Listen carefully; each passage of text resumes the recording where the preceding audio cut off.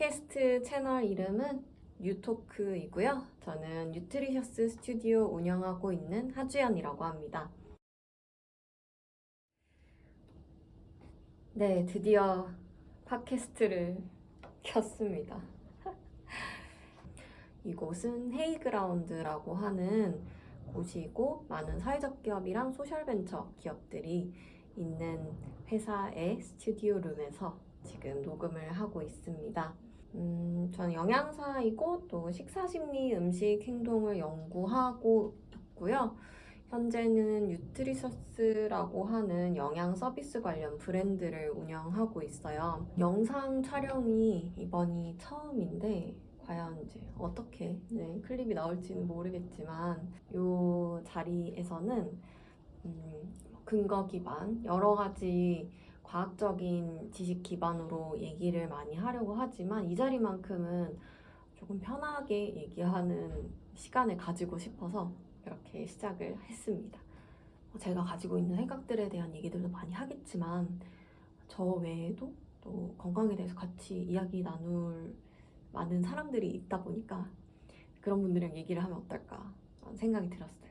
10여 년 정도는 음식 관련으로 식습관 관련으로 얘기를 하다 보니까 건강이란 뭘까에 대해서 사적인 자리에서도 말을 많이 하게 돼요.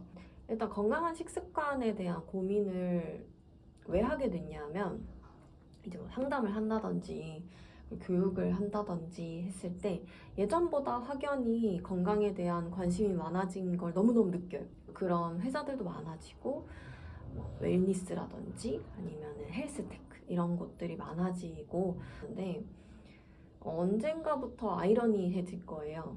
깨끗한 것에 대해서 너무 좀 강박적으로 먹는 사람들도 있는 것 같고 음식은 건강하게 먹는데 우울한 사람은 건강한 사람인가? 뭐 이제 그런 모순되는 상황들을 많이 보게 되는 거예요.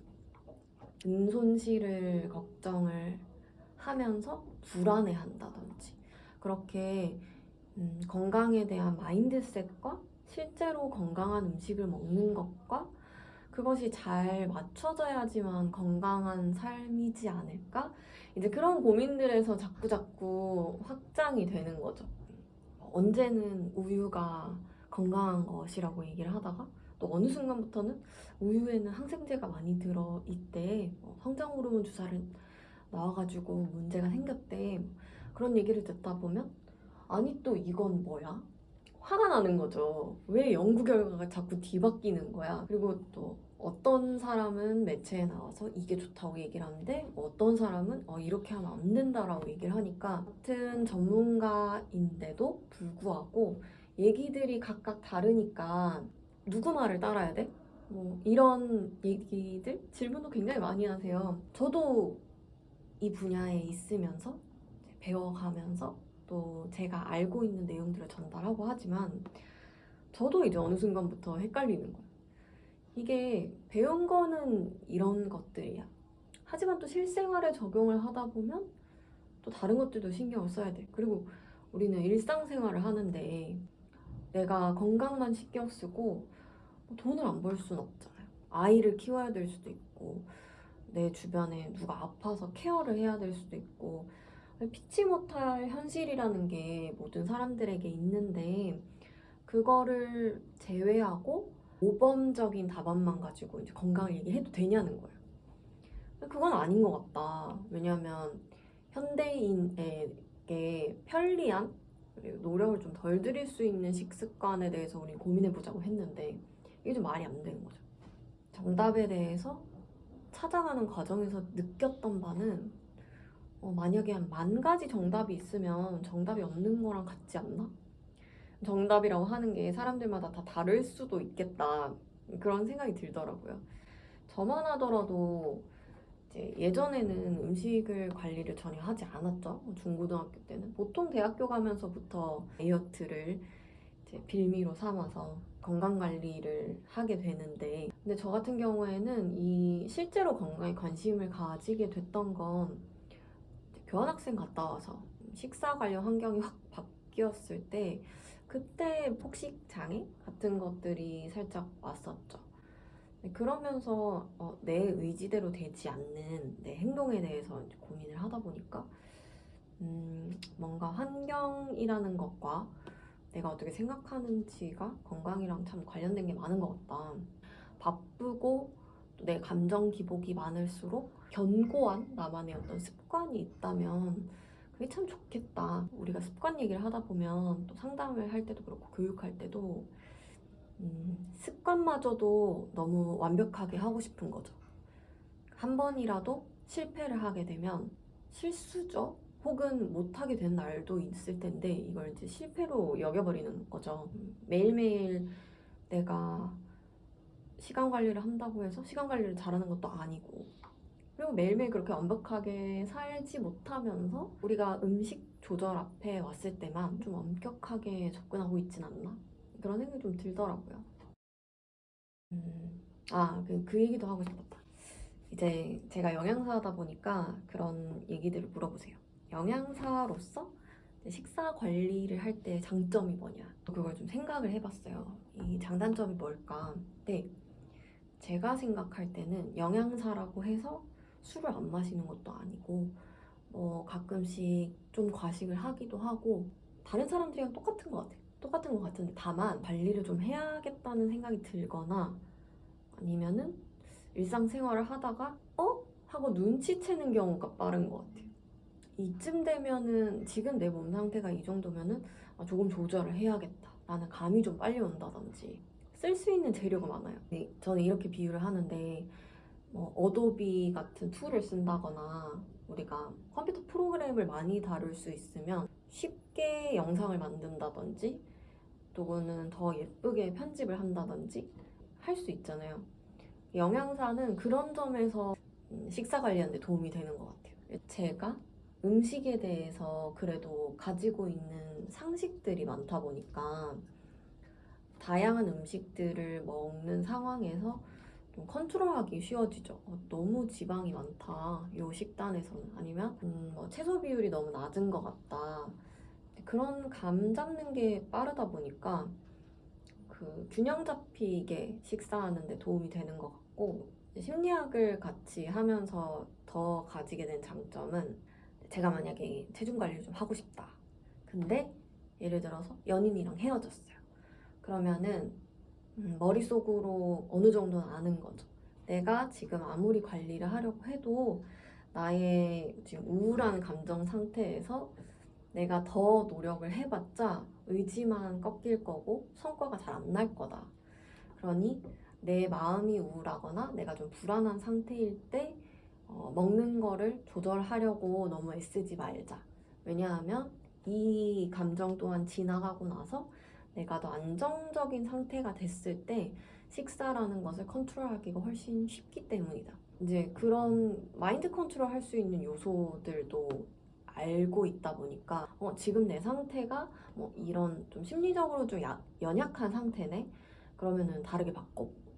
마음 상태를 좀 편안하게 할 수 있게 먼저 세팅을 해놓고 그 다음에 지금 정도면 내가 음식 조절 좀 할 수 있을 것 같아 라고 하면은 조금 더 음식을 좀 가볍게 먹는다든지 하는 식으로 관리할 수 있는 툴이 많은 게 영양사의 장점이지 않나 그런 생각이 좀 들었고요. 이 주제를 가지고 많은 사람들이랑 얘기하다 보니까 그 주식이랑 비슷하고 그 세월의 경험치가 쌓인 분들을 보면 이 짬바라고 하잖아요, 보통. 그런 게 생기는 것 같아요.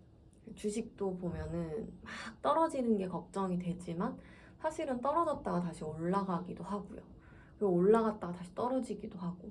그러니까 지금의 내 행동이 꼭 마침표다라고 생각하지 않고 내가 지금 좀 하기 어렵네 라고 하면은 이것도 지나가고 나면 괜찮으니까 라고 나 자신에 대해서 안정감을 더 느끼고 잘 지키지 못하는 거에 대해서 너그러워지는 것 같아요. 네. 오늘도 점심시간에 친구랑 같이 점심을 먹었어요. 점심을 같이 먹으면서 너는 보통 식사 관리를 어떻게 해? 이렇게 이제 친구가 물어보더라고요. 네, 저 같은 경우에는 저희 회사 근처에 김밥 전국 유사 브랜드가 있어요. 만약에 제가 최근에 외식이 좀 많았고 좀 제가 느껴지기에 속옷이 좀 꽉 낀다든지 이게 저만의 몸에 대해 느끼는 시그널들을 이제 경험을 하게 되면 세팅을 바꿔요. 세팅을 바꿔서 점심시간에는 돌솥 비빔밥이랑 샐러드 김밥을 좀 번갈아 가면서 먹는 걸로 점심은 가볍게 해결을 하고, 그리고 이제 제 식사량이 줄어드는 것을 판단하기 좋아요. 어떤 특정 음식을 놓고 혹은 같은 사이즈 그릇으로 계속 먹다 보면 내가 이제는 좀 이걸 다 먹지 못하는구나 이런 걸 판단하기 쉽고, 그게 메타인지라고 하죠, 보통. 그걸 하기 쉽다 보니까 그걸 활용을 하게 되고, 저는 오히려 도시락을 많이 싸는 편은 아니에요. 다만 제가 좋아하는 메뉴들이 이렇게 싸서 먹는 류들을 좋아해요. 케밥 같은 거라든지 타코도 있을 거고, 부리또, 이제 김밥 이런 류들을 좋아하다 보니까 다이어트를 할 때는, 체중 감량을 할 때는 그런 식으로 음식을 먹게 되면 식사량을 적게 먹기 저는 수월해서 제가 선호하고 좋아하고 빨리 포만감을 느낄 수 있는 그런 방법들을 선택하는 것 같습니다. 건강이 뭘까 생각을 하면 저는 TV에 보면 그 자기 관리를 잘 하는 강한 사람들이 느껴질 때가 있어요. 힘이 세다가 아니라 예를 들어서 제가 개인적으로 느끼기에는 연예인들 분들 중에서는 엄정화 씨도 있고 이청아 씨도 있을 거고 안소희 씨도 있고 유재석 씨도 있고 또 운동선수 중에서는 박세리 선수도 계시고 김연아 씨도 있고, 건강한 식습관을 얘기하기 이전에 더 바라봐야 될 거는 자기 관리를 잘 하는 분들인데 그분들은 멘탈이 안정된 분들이라고 저는 생각을 했어요. 건강한 식습관에 대한 자기만의 철학이 있고 강압적이지도 않고 균형 잡힌 상태로 가끔은 간식도 먹고 가끔은 본인에게 여유롭게 내주기도 하고 그런 조절을 잘 하시는 분들이라는 생각이 전 들었어요. 그 최하정 씨가 TV 나와서 다양하게 채소나 과일들을 맛있게 먹는 것 같은 것을 보여주시는 것도 보면 그렇게 식사하는 거에 대해 스트레스를 받지 않고 즐거워해요. 네, 저는 그게 참 중요한 것 같아요. 그런 거 있잖아요. 대학 가기 전까지 공부해라. 그래서 이렇게 막 나를 억누르고 혹은 성공할 때까지 나를 막 억누르다가 딱 성공을 하는 순간 허무함을 느낀다고 하잖아요. 과정은 즐겁지 않았으니까. 근데 하물며 건강이라고 하는 거는 저희가 죽을 때까지 관리를 해야 되고 지켜가야 되는 건데 내가 즐기면서 그 사이사이에도 건강을 관리한다라는 그 기분 자체가 나를 좋게 한다면 그럼 그것이 답이지 않나. 일단 지금은 그래요. 건강 관련 업계에서 일한다고 해서 내가 또 내 일상이 건강하진 않아요. 그 안에서도 내 건강을 지키기 위해서, 나를 지키기 위해서 어떤 것들을 하면서 많이들 살고 계시는지 그런 얘기들도 나눠보고 싶고, 할머니가 얘기하시는 건강관리 방법이라든지 삶 속에서의 이야기들을 들으면서도 건강이라는 게 다양한 이야기가 있을 수 있구나. 건강에 대해 다양한 이야기를 들어보고 자신의 건강을 관리하기 위한 노하우들을 들어가 보면서 즐거운 시간을 보내면 좋겠다라는 생각으로 뉴토크를 진행을 해볼 겁니다. 뉴토크의 다음은 어떤 분이랑 하게 될지 또 기대해 주시고요. 팟캐스트도 그리고 유튜브 채널도 영상도 많이 관심 가지고 들어주시면 좋겠습니다. 안녕.